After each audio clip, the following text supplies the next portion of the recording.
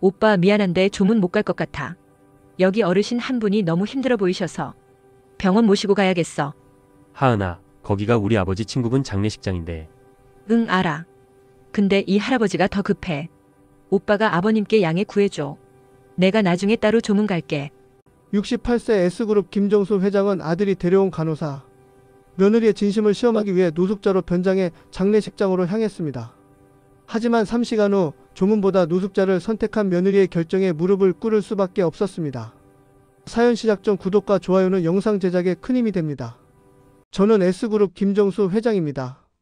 올해 68세, 자산 12조 3천억 원을 가진 재벌이라고들 하죠. 하지만 돈이 많다고 모든 걸 살 수 있는 건 아니었습니다. 특히 사람의 진심만큼은 말이죠. 오늘 아침 아들 태민이가 저를 찾아왔습니다. 아버지, 제가 소개해드릴 사람이 있어요. 결혼하고 싶은 사람입니다. 32살 아들이 드디어 결혼 이야기를 꺼냈습니다. 반가우면서도 한편으로는 불안했죠. 어떤 여자길래 우리 태민이 마음을 줬을까? 이름은 서하은이고 29살입니다. 서울대병원 응급실 간호사로 일하고 있어요. 3년 전에 만났는데 정말 좋은 사람이에요. 간호사라. 저는 속으로 한숨을 쉬었습니다. 평범한 직업, 평범한 집안 출신일 게 분명했죠. 태민이는 제 표정을 읽었는지 재빨리 말을 이었습니다. 아버지, 하은이는 정말 착하고 성실한 사람이에요. 병원에서도 인정받고 환자들한테도 인기가 많고요. 저는 고개를 끄덕이며 대답했습니다. 그래, 좋은 사람이면 됐지. 언제 한번 데려와봐. 하지만 속마음은 달랐습니다. 15년 전 큰딸 지연이의 이혼이 떠올랐으니까요. 지연이는 당시 유명한 법조인 집안의 아들과 결혼했습니다. 겉으로는 명문가 결혼이라며 모두가 축하해줬죠. 하지만 결혼 3년 만에 이혼했습니다. 그 사이는 처음부터 우리 집안의 재산과 인맥만 노렸던 겁니다. S그룹 사위라는 타이틀로 자기 사업을 키우고 인맥을 넓히더니 결국 회사 기밀까지 빼돌렸죠. 이혼 소송 과정에서 드러난 진실에 저는 충격을 받았습니다. 3년간 단 한 번도 진심으로 지연이를 사랑한 적이 없었다는 것, 모든 게 계산된 연애였다는 것. 딸아이는 그 상처로 아직도 결혼을 생각하지 않고 있습니다. 그 일 이후로 저는 배웠습니다. 사람의 겉모습만 보고 판단하면 안 된다는 것을. 특히 재벌가의 며느리나 사위를 들릴 때는 더욱 조심해야 한다는 것을요. 그날 밤 침실에서 아내에게 말했습니다. 태민이가 결혼하고 싶다는 여자를 데려온대. 아내는 반가워하며 물었죠. 어떤 분인데요? 병원 간호사래. 29살이고. 아내의 표정이 조금 굳어졌습니다. 우리 아내도 지연이 일을 겪고 나서 조심스러워졌거든요. 여보, 이번에는 신중하게 알아봐야 해요. 지연이 같은 일이 또 생기면 안 되잖아요. 그렇게 생각하고 있어. 며칠 뒤 태민이가 서하은을 데리고 집으로 왔습니다. 현관문을 열고 들어선 여자는 생각보다 수수했습니다. 화장기 없는 얼굴, 단정한 베이지색 블라우스에 검은색 슬랙스, 명품 가방도 액세서리도 없이 평범한 가죽 크로스백 하나만 메고 있었죠. 안녕하세요, 회장님. 서하은입니다. 인사하는 목소리는 차분하고 공손했습니다. 눈빛은 맑았고 미소는 자연스러웠어요. 어서 오세요. 편하게 앉으세요. 거실에 앉아 이야기를 나눴습니다. 하은 씨, 병원 일은 힘들지 않나요? 응급실이라 체력적으로는 힘들지만 보람 있어요. 환자분들이 건강해지시는 걸 보면 뿌듯하고요. 대답은 무난했습니다. 너무 무난해서 오히려 의심스러울 정도였죠. 저는 조금 더 깊이 물어봤습니다. 부모님은 뭐 하시나요? 아버지는 작은 인쇄소를 운영하세요. 어머니는 가정주부시고요. 형제는 어떻게 되고요? 오빠 한 명 있어요. 중학교 교사예요. 평범한 중산층 가정이었습니다. 저는 속으로 계산했죠. S그룹 며느리가 되면 그녀의 인생은 완전히 바뀝니다. 재벌가의 안주인이라는 지위, 원하는 건 뭐든 살 수 있는 경제력, 상류층 사교계의 일원. 과연 이 여자가 우리 태민이를 진심으로 사랑하는 걸까? 아니면 이 모든 것들을 노리는 걸까? 식사 자리에서도 하은 씨는 예의 바르게 행동했습니다. 음식을 천천히 먹고 어른들께 먼저 권하고 대화할 때도 존댓말을 정확히 사용했죠. 너무 완벽했습니다. 마치 며느리 면접을 준비해 온 사람처럼요. 두 사람이 돌아간 후 아내가 물었습니다. 어때요, 여보? 괜찮아 보이던데요. 저는 고개를 저었습니다. 너무 완벽해. 사람이 저렇게 완벽할 수가 있나. 15년 전 그 사위도 처음엔 저렇게 완벽해 보였어. 그날 밤 저는 잠을 이루지 못했습니다. 침대에 누워 천장을 바라보며 생각했죠. 어떻게 하면 저 여자의 진심을 알 수 있을까? 재벌 회장의 며느리가 되기 전 S그룹과 아무 상관없는 평범한 할아버지를 대할 때의 모습을 보면 알 수 있지 않을까? 그때 한 가지 아이디어가 떠올랐습니다. 변장을 하는 겁니다. 재벌 회장이 아니라 아무것도 가진 게 없는 노인으로요. 그녀가 그런 사람을 어떻게 대하는지 보면 진짜 인성을 알 수 있을 거라고 생각했죠. 다음날 아침 저는 오랜 친구 박 사장에게 전화를 걸었습니다. 박 사장, 나 좀 도와줄 수 있나? 3일 후면 자네 친구 장례식이라고 했지? 그래, 김 전무 말이야. 갑자기 왜?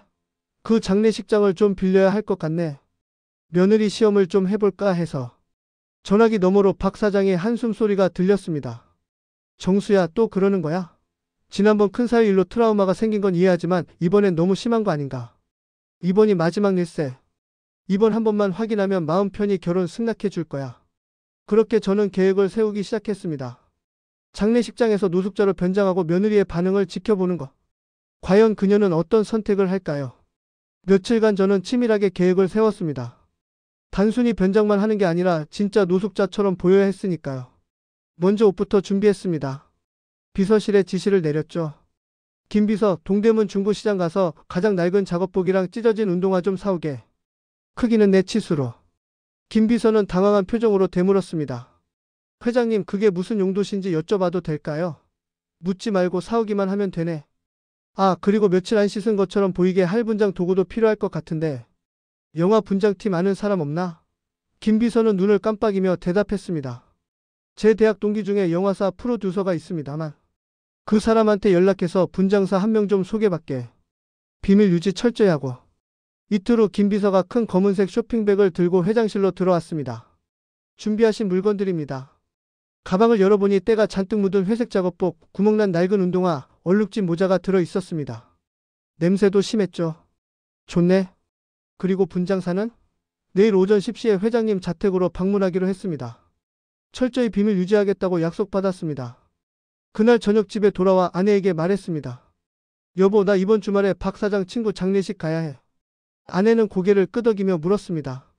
김 전무님 장례식이요? 그분 참 좋은 분이셨는데 안 됐네요. 그런데 태민이랑 하은 씨도 같이 가나요? 태민이한테는 하은 씨 데리고 오라고 했네. 조문도 할 겸 우리 집안 어른들 인사도 시킬 겸. 아내는 잠시 생각하더니 말했습니다.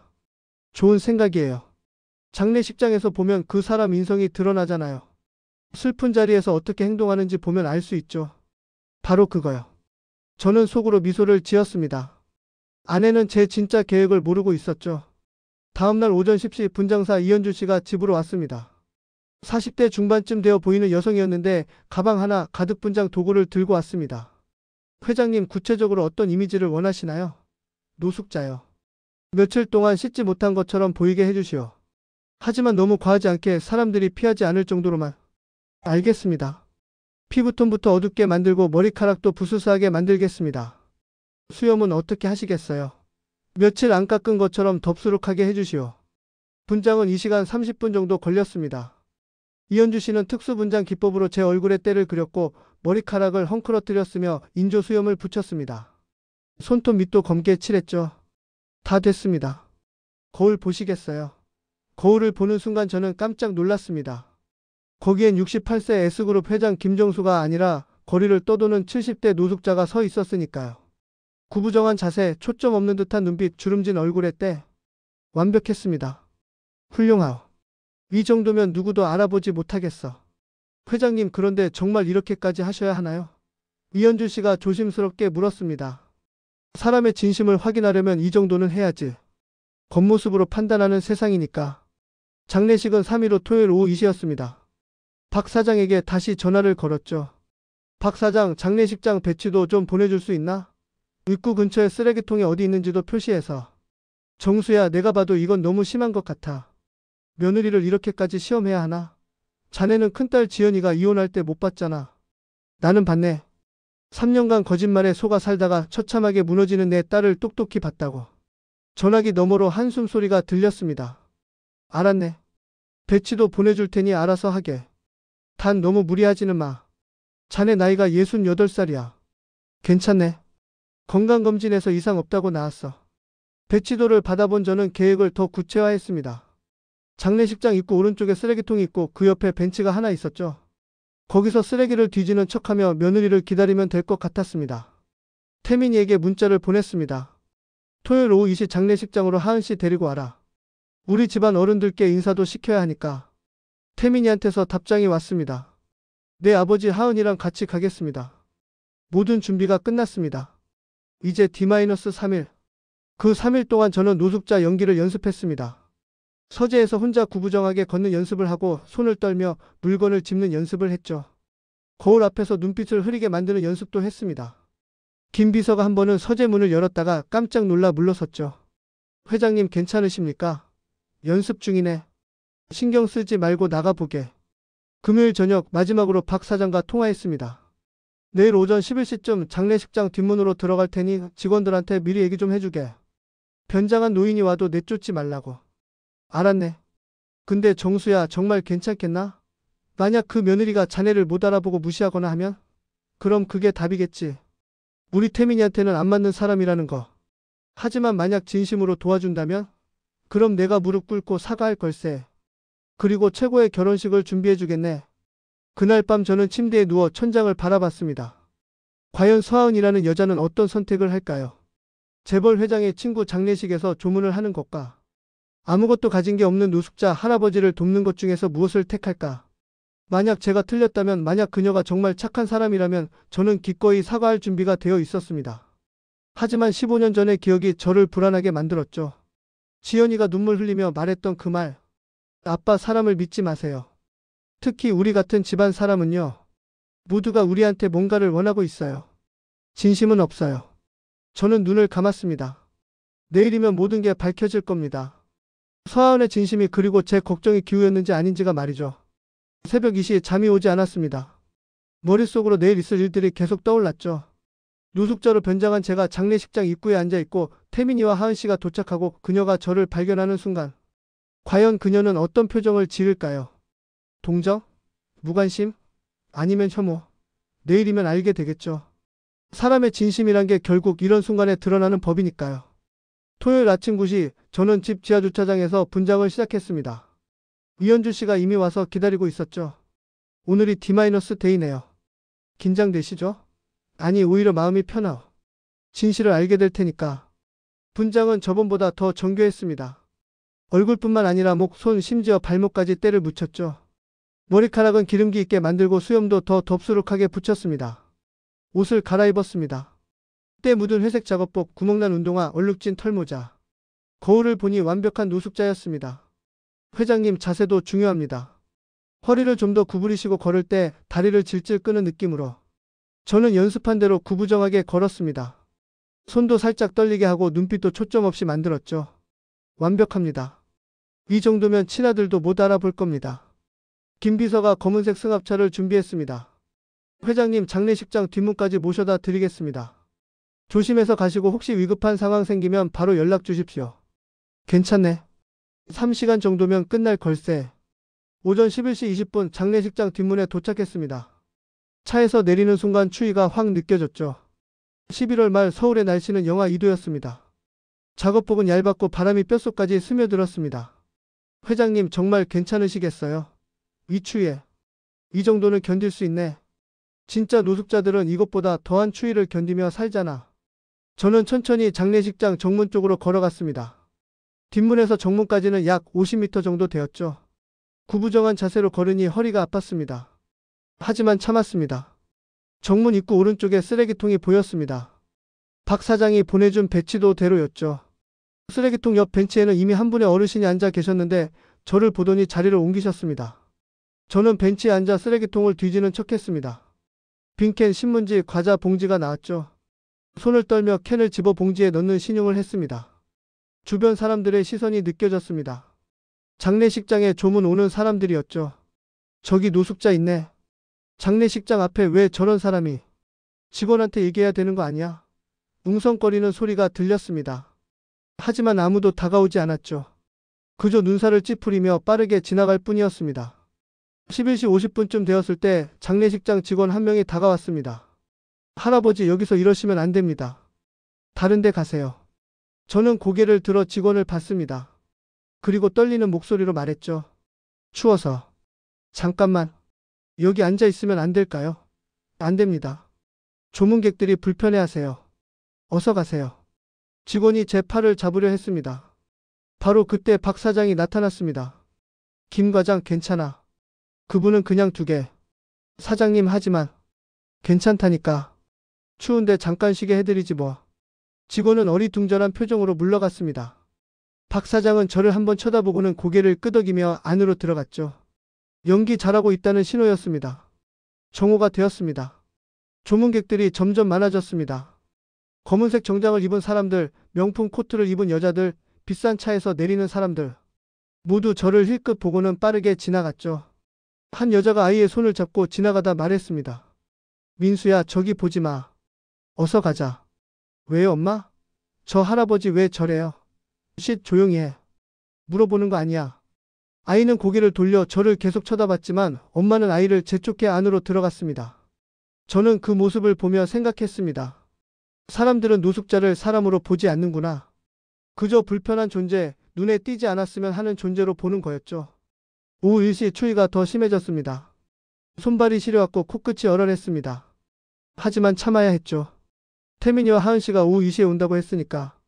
그때 한 무리의 사람들이 나왔습니다. 조문을 마치고 나가는 사람들이었죠. 그중 한 중년 남자가 제 앞을 지나가다 주머니에서 1,000원짜리 지폐 몇 장을 꺼내 바닥에 던졌습니다. 할아버지 이거라도 드세요. 고맙습니다. 저는 떨리는 손으로 돈을 주었습니다. 5,000원이었죠. 남자는 뿌듯한 표정으로 걸어갔습니다. 돈을 주긴 했지만 제 눈을 마주치지도 않았고 손에 쥐어주지도 않았습니다. 그저 바닥에 던진 거였죠. 1시 30분 배가 고팠습니다. 아침을 먹지 않았거든요. 하지만 움직일 수 없었습니다. 자리를 비우면 계획이 틀어질 테니까요. 1시 50분 검은색 BMW 한 대가 장례식장 앞에 멈춰 섰습니다. 운전석에서 태민이가 내렸고 조수석에서는 서하은이 내렸죠. 하은 씨는 검은색 코트에 검은색 원피스를 입고 있었습니다. 화장은 연하게 했고 머리는 단정하게 묶었죠. 손에는 흰 국화 한 다발을 들고 있었습니다. 두 사람은 제 쪽으로 걸어왔습니다. 저는 고개를 숙이고 쓰레기통을 뒤지는 척했죠. 심장이 쿵쿵 뛰었습니다. 이제 곧 알게 될 겁니다. 서하은이 어떤 사람인지 말이죠. 태민이와 하은 씨가 제 앞을 지나갔습니다. 태민이는 아예 저를 보지도 않았습니다. 그냥 정면만 보고 걸었죠. 하지만 하은 씨는 달랐습니다. 걸음을 멈췄습니다. 오빠 잠깐만. 뭐? 왜? 태민이가 돌아봤습니다. 하은 씨는 저를 바라보고 있었습니다. 2초, 3초, 4초. 그녀의 눈빛이 변했습니다. 동정도 아니고 혐오도 아니었습니다. 그저 걱정이었습니다. 할아버지 괜찮으세요? 하은 씨가 제게 다가왔습니다. 저는 고개를 들어 그녀를 봤죠. 가까이서 본 그녀의 얼굴은 진심으로 걱정하는 표였습니다. 추운데 여기 계시면 안 돼요. 어디 따뜻한 데로 가셔야죠. 저는 떨리는 목소리로 대답했습니다. 괜찮습니다. 잠깐만 쉬었다 갈게요. 하은아, 우리 늦었어. 어서 가자. 태민이가 그녀를 불렀습니다. 하지만 하은 씨는 움직이지 않았습니다. 오빠, 이 할아버지 좀 봐. 너무 추워 보이는데. 태민이가 짜증스러운 표정으로 다가왔습니다. 하은아, 노숙자한테 신경 쓰지 마. 우리 조문이나 하자. 하지만 저렇게 추운데 여기 직원들이 알아서 할 거야. 우리가 신경 쓸 일 아니고. 태민이가 그녀의 팔을 잡으려 했습니다. 하지만 하은 씨는 팔을 뿌리쳤습니다. 오빠 먼저 들어가 있어. 나 잠깐만. 하은아. 태민이의 목소리가 높아졌습니다. 지금 뭐 하는 거야? 우리 아버지 친구분 장례식인데. 알아. 근데 이 할아버지가 더 급해 보여. 그녀는 자기가 입고 있던 코트를 벗기 시작했습니다. 추운 바람이 불었고 그녀의 어깨가 움츠러들었죠. 하지만 그녀는 그 코트를 제 어깨에 걸쳐 주었습니다. 할아버지 이거라도 두르세요. 너무 추우시잖아요. 코트는 따뜻했습니다. 그녀의 체온이 남아 있었죠. 저는 그 순간 말문이 막혔습니다. 이건 계산된 친절이 아니었습니다. 누가 보고 있어서 하는 행동도 아니었죠. 아들 태민이는 오히려 말리고 있었으니까요. 그냥 진심이었습니다. 정말로 추워 보이는 노인을 그냥 지나칠 수 없어서 자기 코트를 벗어준 거였습니다. 감사합니다. 제 목소리가 떨렸습니다. 연기 때문이 아니라 정말로 떨렸죠. 할아버지 식사는 하셨어요? 하은 씨가 물었습니다. 저는 고개를 저었습니다. 오빠 먼저 들어가 있어. 나 편의점 다녀올게. 하은아, 진짜 지금. 태민이는 더 이상 말하지 못했습니다. 하은 씨의 단호한 눈빛을 봤으니까요. 태민이는 한숨을 쉬며 장례식장 안으로 들어갔습니다. 그리고 하은 씨는 길 건너편 편의점으로 뛰어갔죠. 저는 그 뒷모습을 바라봤습니다. 가슴이 뜨거워졌습니다. 15년 전 딸 지연이 이혼 이후 꽁꽁 얼어붙었던 제 마음이 녹아내리는 느낌이었죠. 5분 후 하은 씨가 편의점 봉지를 들고 돌아왔습니다. 숨을 헐떡이며 달려온 흔적이 역력했죠. 겨울 바람에 뺨이 빨갛게 상기되어 있었고 코끝도 빨개져 있었습니다. 할아버지 이거 드세요. 봉지를 열어보니 따끈한 컵라면, 삼각김밥 2개, 핫팩 3개, 그리고 따뜻한 커피가 들어 있었습니다. 모두 합치면 약 12,000원 정도 될 물건들이었죠. 병원 간호사 월급이 많지 않다는 걸 저는 알고 있었습니다. 초봉 연봉 3,500만 원 정도, 세후 실수령액은 월 250만 원 남짓. 거기서 12,000원이면 결코 작은 돈이 아니었죠. 이건 너무 많습니다. 괜찮아요. 천천히 드세요. 라면은 제가 끓는 물 부어드릴게요. 하은 씨는 편의점에서 받은 뜨거운 물을 컵라면에 부었습니다. 3분 기다렸다가 드셔야 해요. 그동안 이거 손에 쥐고 계세요. 하은 씨가 핫팩을 흔들어 발열시킨 후 제 손에 쥐어주었습니다. 따뜻한 온기가 손바닥에 전해졌죠. 저는 그 순간 15년 전으로 돌아갔습니다. 딸 지연이가 이혼하고 집으로 돌아왔을 때 밤새 울던 모습, 사람을 믿지 말라고 하던 그 눈빛. 하지만 지금 제 앞에 있는 이 여자는 달랐습니다. 계산 없이 순수하게 남을 돕는 사람이었죠. 할아버지 혹시 주무실 곳은 있으세요? 하은 씨가 걱정스러운 눈빛으로 물었습니다. 저는 고개를 끄덕였습니다. 있습니다. 역 근처에. 정말요? 혹시 거짓말 하시는 거 아니에요? 오늘 밤 영하 5도까지 떨어진다는데. 하은 씨의 목소리에 진심 어린 걱정이 묻어났습니다. 괜찮습니다. 아가씨가 주신 핫팩도 있고. 그래도 걱정인데. 잠깐만요. 하은 씨는 핸드폰을 꺼내 뭔가를 검색하기 시작했습니다. 저는 슬쩍 화면을 봤죠.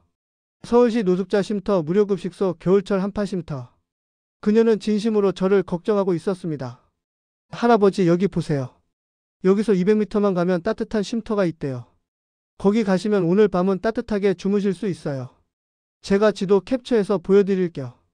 하은 씨는 친절하게 쉼터 위치를 설명해 줬습니다. 그때 태민이가 장례식장에서 나왔습니다.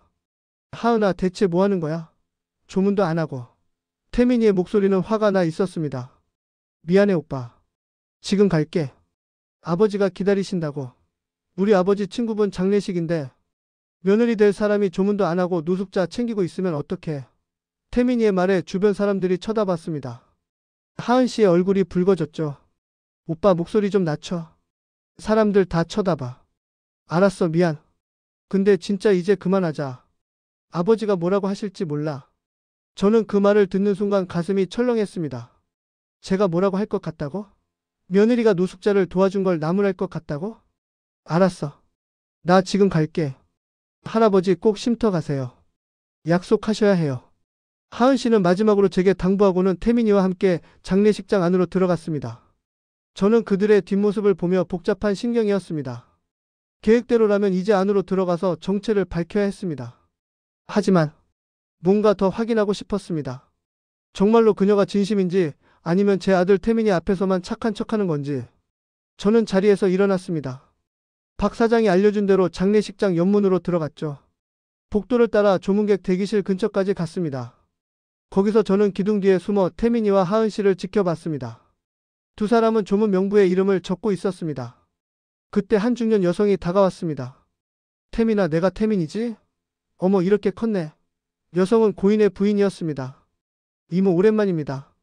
삼가 고인의 명복을 빕니다. 고마워. 그런데 옆에 계신 분은? 아, 제 약혼녀 서하은입니다. 삼가 조의를 표합니다. 하은 씨가 고개 숙여 인사했습니다. 어머 예쁘네. 태민이 복 많이 받았구나. 언제 결혼해? 내년 봄에 할 예정입니다. 그때 꼭 초대하겠습니다.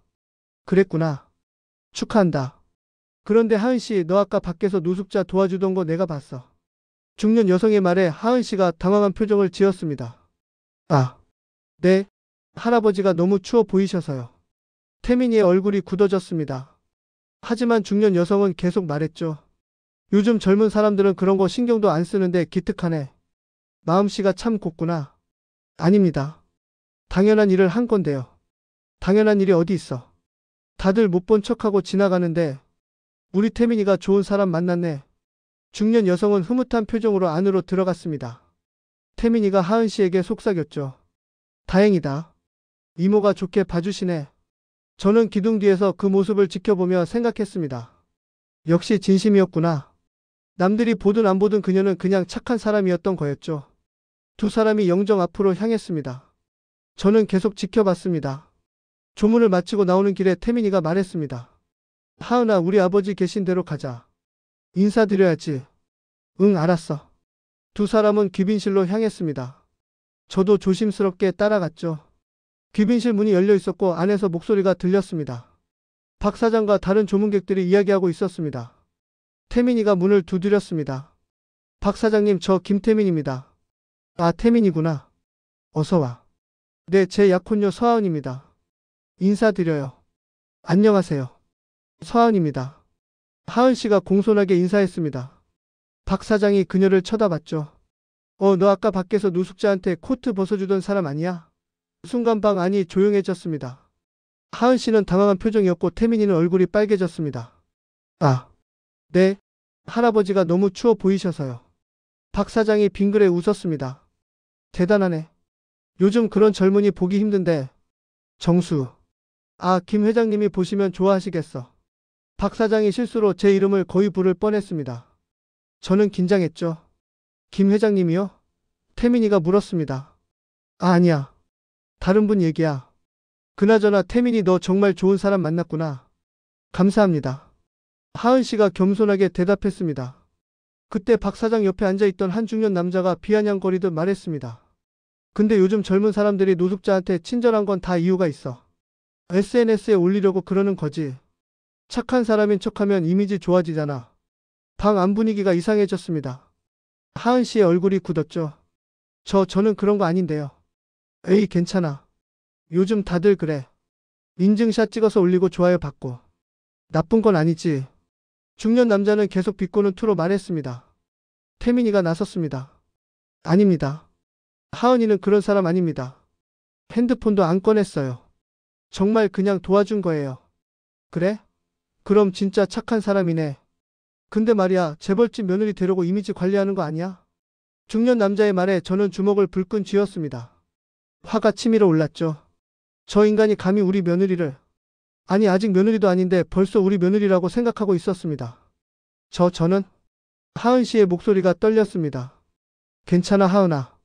신경 쓰지 마. 태민이가 그녀의 손을 잡았습니다. 박 사장이 분위기를 바꾸려고 했습니다. 자, 차나 한잔하게. 태민이, 너희 아버지는 어디 계시니? 아버지는 아직 안 오셨습니다. 조금 늦으신다고 연락 받았어요.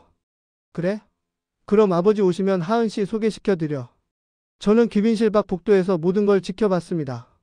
그리고 결심했죠. 이제 그만 시험을 끝내야겠다고. 서하은은 진심으로 착한 사람이었습니다. 계산도 없고 이미지 관리도 아니었죠. 그냥 어려운 사람을 보면 도와주는 선한 마음을 가진 여자였습니다. 저는 박 사장에게 문자를 보냈습니다. 10분 후에 회장실로 오게. 정체를 밝히겠네. 박 사장에게서 답장이 왔습니다. 알았네. 근데 정수야, 자네 며느리 정말 좋은 사람이야. 저도 압니다. 제가 틀렸습니다. 저는 복도 끝 화장실로 가서 분장을 지우기 시작했습니다. 인조 수염을 떼어내고 얼굴에 때를 닦아냈죠. 더러운 작업복을 벗고 김 비서가 준비해둔 깔끔한 정장으로 갈아입었습니다. 거울을 보니 다시 68세 S그룹 김정수 회장이 서 있었습니다. 이제 며느리에게 가서 무릎 꿇고 사과해야 했습니다.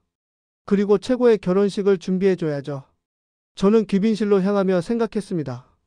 15년 전 딸의 이혼으로 얼어붙었던 제 마음이 오늘 완전히 녹았습니다. 사람을 믿어도 되는구나. 진심은 존재하는구나.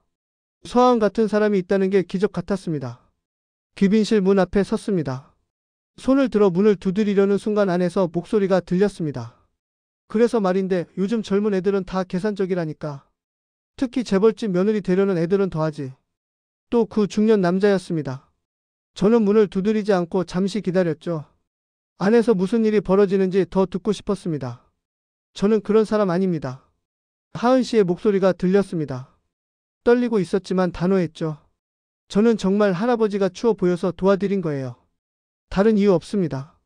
그래, 그렇다 치자. 근데 있잖아, 내가 재벌가 며느리들 많이 봤는데 처음엔 다 착해. 결혼하고 나면 180도 바뀌더라고.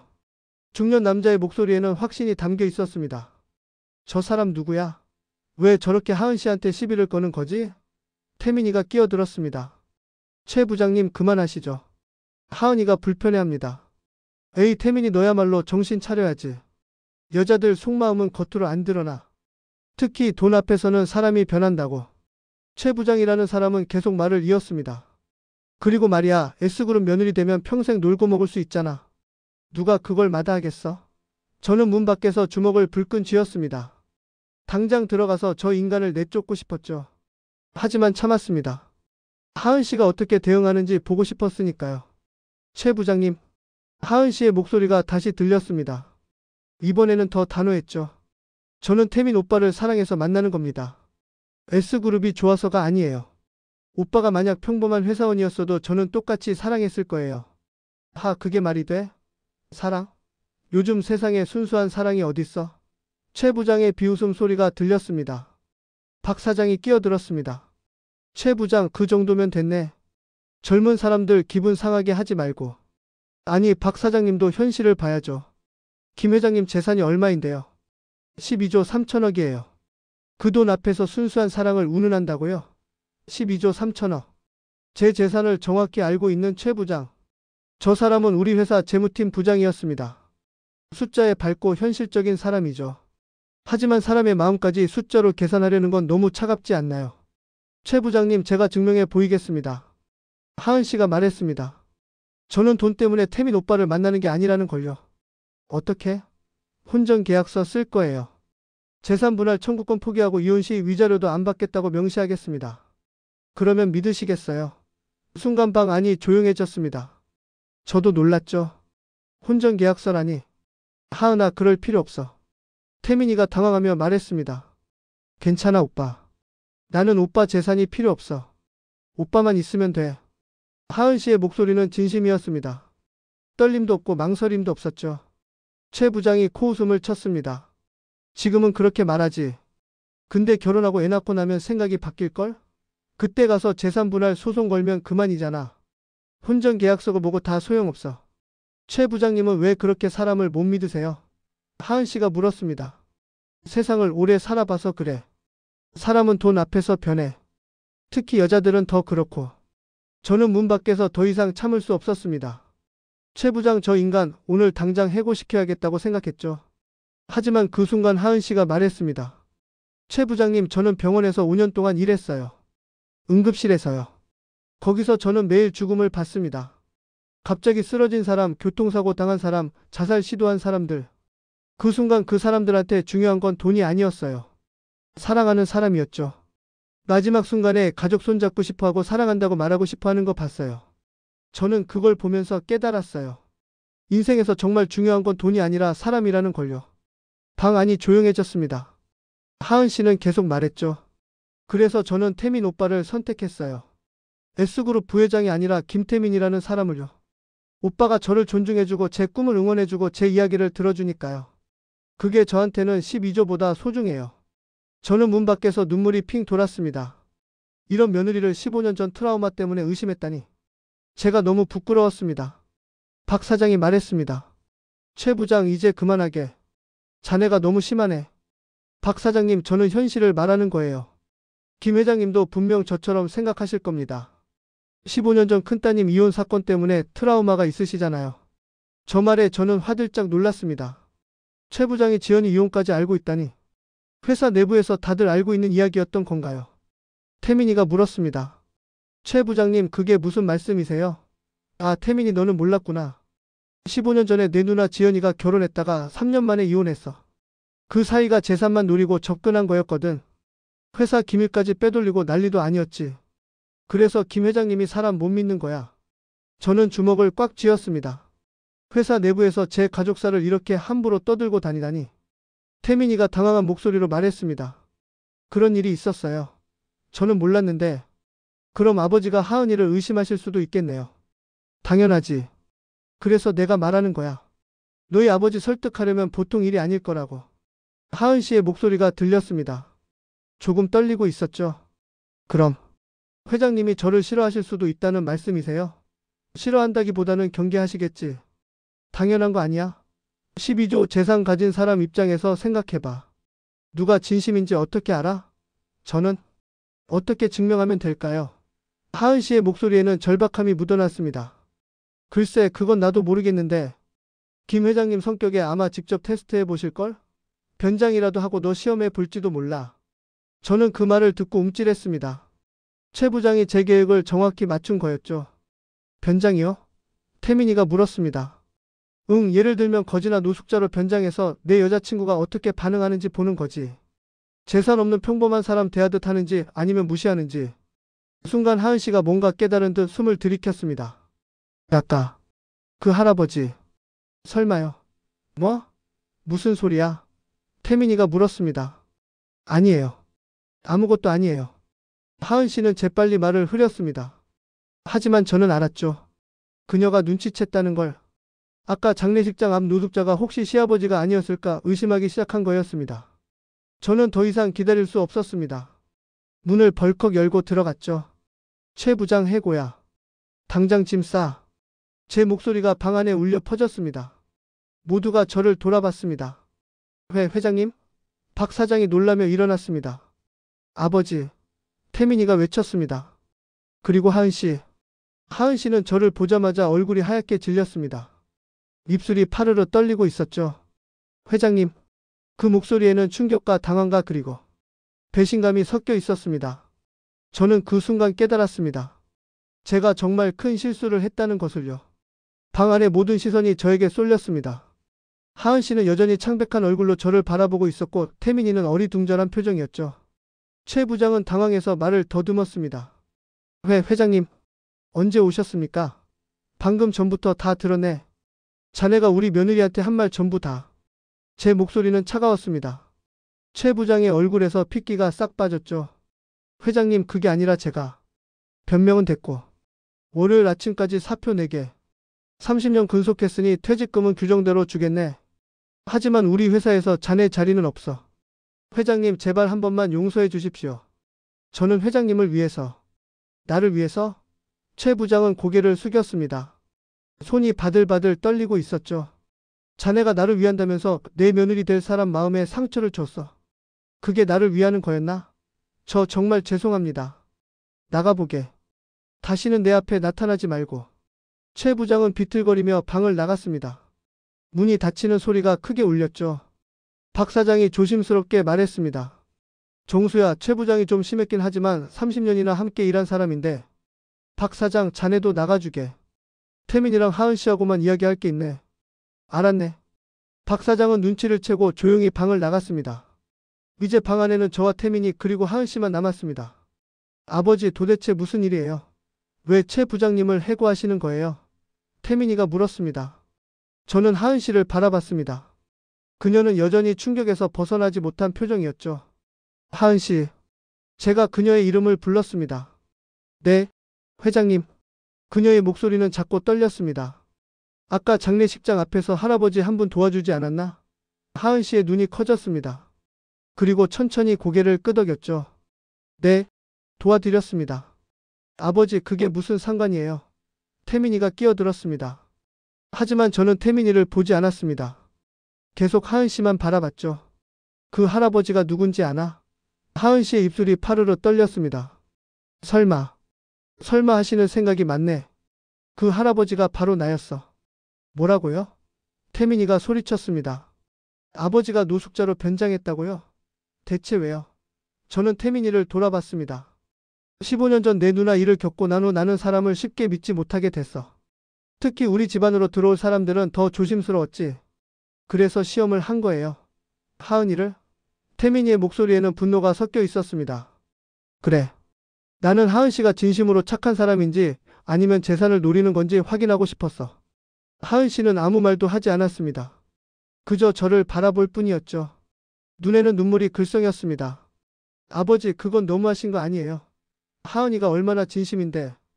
태민아, 잠깐만 조용히 해라. 저는 하은 씨에게 다가갔습니다. 3걸음 4걸음. 그녀 앞에 섰죠. 하은 씨, 미안하네. 진심으로 사과하네. 회장님. 나는 자네를 의심했어. 재산을 노리는 게 아닐까? 우리 태민이를 진심으로 사랑하는 게 아닐까? 하지만 오늘 확실히 알았네. 자네는 정말로 착한 사람이야. 돈도 지위도 명예도 필요 없이 그냥 사람을 사랑할 줄 아는 여자였어. 저희 목소리가 떨렸습니다. 자네가 노숙자인 줄 알았던 나한테 코트를 벗어줬을 때, 따뜻한 라면을 사줬을 때, 쉼터 위치까지 알려줬을 때, 그 모든 순간이 계산이 아니라 진심이었다는 걸 알았어. 조문보다 노숙자 할아버지가 더 급하다고 했을 때 나는 깨달았지. 이 여자는 진짜라고. 하은 씨의 눈에서 눈물이 주르르 흘러내렸습니다. 회장님, 저는 미안하네. 정말 미안해. 늙은이의 어리석은 시험 때문에 자네 마음 아프게 해서. 저는 그녀 앞에 무릎을 꿇었습니다. 아버지. 태민이가 깜짝 놀라 소리쳤습니다. 68세 재벌 회장이 29세 간호사 앞에 무릎을 꿇는 모습. 평생 이런 일은 없었죠. 하지만 저는 당연하다고 생각했습니다. 제가 잘못했으니까요. 회장님 일어나세요. 제발요. 하은 씨가 당황하며 저를 일으키려 했습니다. 하지만 저는 일어나지 않았습니다. 하은 씨, 우리 태민이 며느리 돼주겠나? 이 늙은이가 자네를 의심해서 미안하네. 앞으로 최고로 대접하겠네. 회장님, 저는 태민이가 다가와 제 팔을 잡았습니다. 아버지 일어나세요. 이러시면 안 돼요. 태민아, 나는 진심이야. 하은 씨한테 정말 미안해. 그리고 고마워. 내가 이렇게 좋은 사람을 만나줘서. 저는 일어나서 하은 씨를 봤습니다. 그녀는 눈물을 닦으며 고개를 끄덕였죠. 회장님, 저도 죄송해요. 제가 부족해서 의심받았던 거잖아요. 아니야. 자네는 하나도 부족하지 않아. 완벽해. 우리 태민이한테 과분할 정도야. 하은 씨가 작게 웃었습니다. 눈물 섞인 미소였죠. 감사합니다, 회장님. 저 태민 오빠 정말 사랑해요. 알아. 오늘 내가 확실히 봤어. 자네가 우리 태민이를 얼마나 사랑하는지. 태민이가 하은 씨를 껴안았습니다. 하은아, 미안해. 우리 아버지가 이러실 줄 몰랐어. 괜찮아, 오빠. 이해해. 회장님도 다 이유가 있으셨던 거잖아. 저는 두 사람을 바라보며 미소 지었습니다. 15년 만에 처음으로 마음 편하게 웃는 것 같았죠. 자, 이제 결혼 준비 시작하자. 최고의 결혼식 만들어줄 테니까. 정말요, 아버지? 태민이가 환하게 웃었습니다. 그럼 내년 봄이라고 했지? 5월 중에 날 잡자. 신라호텔 정관대관에서 성대하게 치르자고. 회장님, 그렇게까지 안 하셔도 돼요. 하은 씨가 손을 저었습니다. 아니야. 해야 해. 자네 같은 며느리를 맞이하는데 당연히 최고로 해줘야지. 그리고 말이야. 저는 잠시 말을 멈췄습니다. 신혼집은 어디로 하고 싶나? 평촌 아파트 알아보고 있어요. 태민이가 대답했습니다. 평촌? 안 돼. 최소한 강남은 돼야지. 여의도 새로 짓는 타워팰리스 어때? 60평형으로 준비해줄게. 아버지, 그건 너무 과한 것 같은데요. 과하지 않아. 우리 며느리 평생 불편 없이 살게 해줘야지. 하은 씨가 조심스럽게 말했습니다. 회장님, 감사하지만 저희는 평범하게 살고 싶어요. 너무 큰 집은 부담스러워요. 저는 그녀를 바라봤습니다. 역시 욕심이 없는 여자였습니다. 알았네. 그럼 자네들이 원하는 대로 하게. 대신 결혼식만큼은 내 마음대로 할 거야. 우리 태민이 평생 한 번뿐인 결혼인데 성대하게 해줘야지. 네, 아버지. 감사합니다. 태민이가 제 손을 잡았습니다. 저는 두 사람의 손을 꼭 쥐었습니다. 15년간 꽁꽁 얼어있던 제 마음이 완전히 녹아내린 느낌이었죠. 사람을 다시 믿을 수 있게 됐습니다. 진심이 존재한다는 걸 확인했으니까요. 서하은이라는 천사 같은 여자 덕분에요. 장례식장을 나서는 길, 저는 태민이와 하은 씨 사이를 걸었습니다. 밖은 여전히 추웠지만 마음만큼은 따뜻했죠. 아까 제가 앉아있던 벤치 앞을 지나갈 때 하은 씨가 멈춰 섰습니다. 회장님, 혹시 그 코트, 제 코트 말인가? 그녀가 벗어줬던 바로 그 검은색 코트 말이죠. 네, 지금 차에 있네. 김 비서가 잘 보관하고 있을 거야. 나중에 돌려줄게. 아니에요, 괜찮아요. 그냥 회장님이 가지세요. 저는 그녀를 바라봤습니다. 왜 그러나? 그게 회장님께서 정말 추워 보이셨거든요.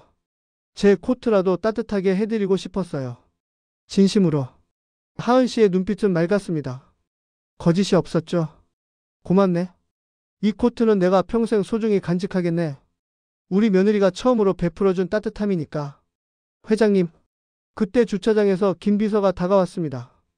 회장님, 차량 준비됐습니다. 수고했네. 아, 그리고 이거. 저는 주머니에서 5,000원을 꺼냈습니다. 아까 어떤 남자가 바닥에 던졌던 그 돈이었죠. 하은 씨한테 건넸습니다. 이게 뭐예요? 아까 한 남자가 노숙자인 나한테 던진 돈이야. 바닥에 던졌어. 손에 쥐어주지도 않고. 하은 씨의 표정이 굳어졌습니다. 그 남자는 나한테 돈은 줬지만 존중은 안 해줬어. 그냥 시혜를 베푼다는 기분이었겠지. 하지만 자네는 달랐어. 자네는 나를 사람으로 대해줬어. 눈을 마주치고 걱정해주고 따뜻하게 대해줬지. 회장님, 이 5천 원은 자네가 가지게. 그리고 기억하게. 진짜 선행이란 건 돈을 주는 게 아니라 사람을 존중하는 거라는 걸. 하은 씨는 5천 원을 받아들었습니다. 손이 떨리고 있었죠. 네, 회장님. 평생 잊지 않겠습니다. 우리는 차에 올랐습니다. 검은색 제네시스 G90이었죠. 김 비서가 운전석에, 저는 뒷좌석 가운데, 태민이와 하은 씨는 양옆에 앉았습니다. 차가 출발하자 저는 하은 씨에게 물었습니다. 하은 씨, 솔직히 물어보겠네. 언제 눈치챘나? 제가 그 노숙자였다는 걸. 하은 씨는 잠시 생각하더니 대답했습니다. 최 부장님이 변장 이야기했을 때요. 그때 퍼즐이 맞춰지는 느낌이었어요. 아까 그 할아버지가 왜 장례식장 앞에 계셨는지, 왜 하필 제가 도착할 시간에 그 자리에 계셨는지. 역시 영리하네. 하지만 그때도 확신은 못했어요. 설마 했죠. 재벌 회장님이 그렇게까지 하실까 싶어서요. 저는 그렇게까지 했네. 15년 전 일 때문에 너무 겁이 났거든. 하은 씨가 고개를 끄덕였습니다. 태민 오빠한테 들었어요.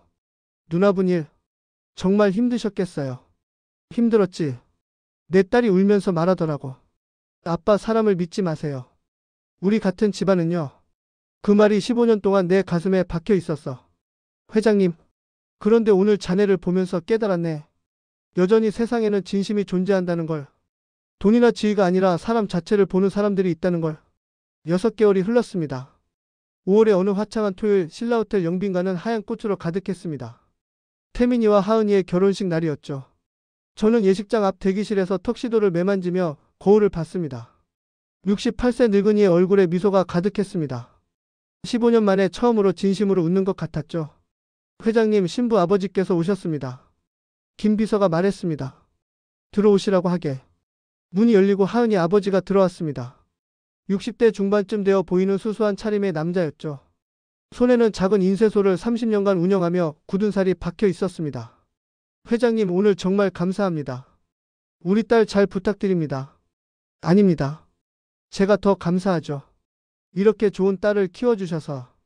두 사람은 악수를 나눴습니다. 재벌 회장과 동네 인쇄소 사장. 12조 3천억 원의 재산 차이가 있었지만 그 순간만큼은 그냥 두 딸바보 아버지였을 뿐이었습니다. 회장님, 우리 하은이가 혹시 실수하거나 부족한 게 있어도 너그럽게 봐주십시오.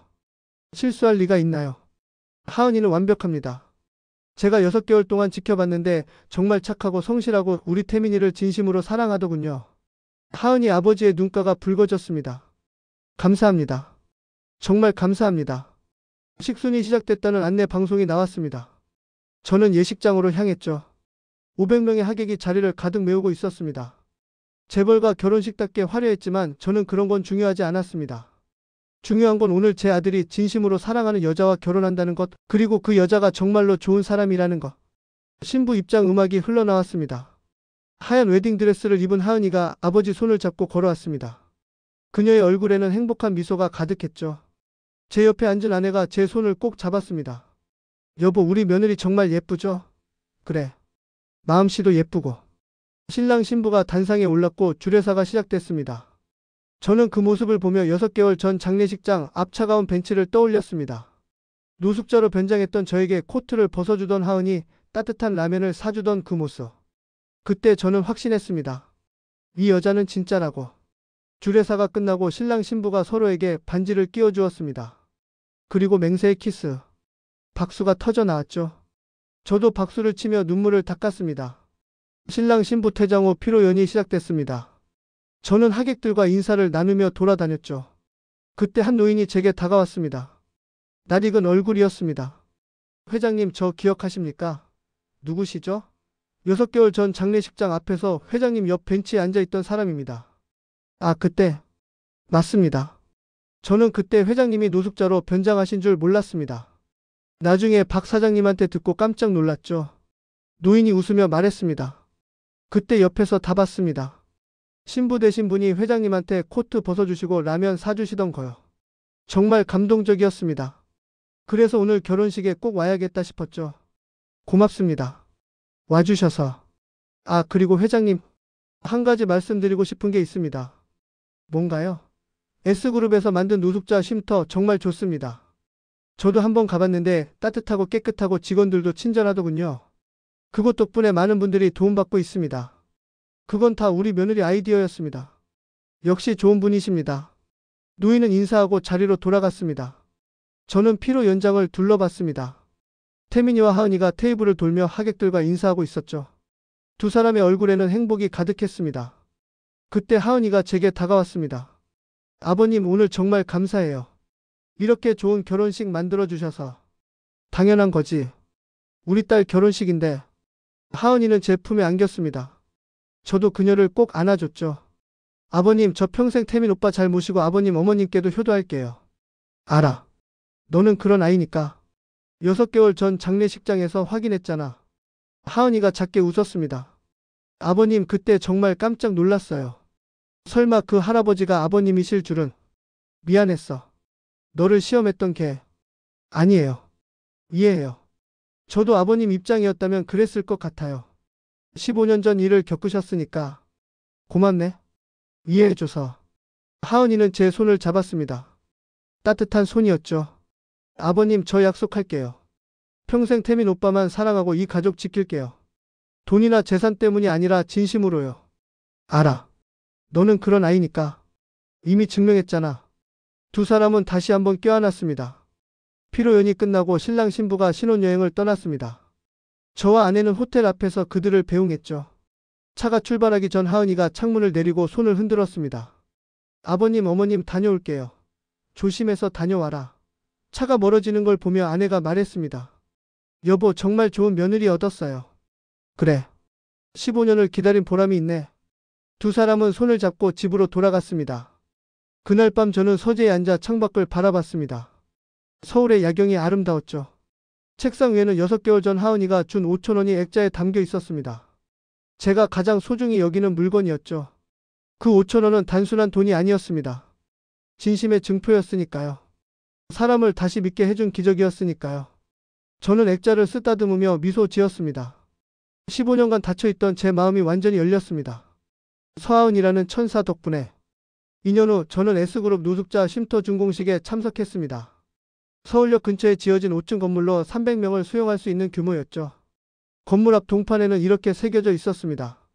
서하은 쉼터 마이너스 따뜻한 손길이 머무는 곳. 며느리 이름을 딴 쉼터였습니다. 준공식이 끝나고 저는 1층 식당을 둘러봤습니다. 노숙자 어르신들이 따뜻한 식사를 하고 계셨죠. 그중 한 분이 저를 알아봤습니다. 회장님, 여기 정말 좋습니다. 제 인생에서 처음으로 존중받는 기분이에요. 저는 그분의 손을 잡았습니다. 2년 전 장례식장 앞 벤치에서 느꼈던 그 외로움이 떠올랐죠. 다행입니다. 앞으로 더 많은 곳에 이런 쉼터를 만들겠습니다. 옆에서 하은이가 미소 지으며 말했습니다. 아버님, 감사해요. 제 작은 아이디어를 이렇게 크게 만들어주셔서. 아니야. 이건 다 내 덕분이야. 내가 그날 노숙자 할아버지에게 코트를 벗어주지 않았다면 이 쉼터도 없었을 거야. 하은이의 배는 불러 있었습니다. 임신 7개월이었죠. 태민이가 아내를 부축하며 저를 봤습니다. 아버지, 곧 손주 보시게 될 거예요. 저는 두 사람을 바라보며 생각했습니다. 15년 전 닫혔던 제 마음이 이제는 완전히 열렸습니다. 진심은 존재하고 사람은 믿을 수 있고 세상은 여전히 아름답다는 것을 서하은이 증명해 주었으니까요.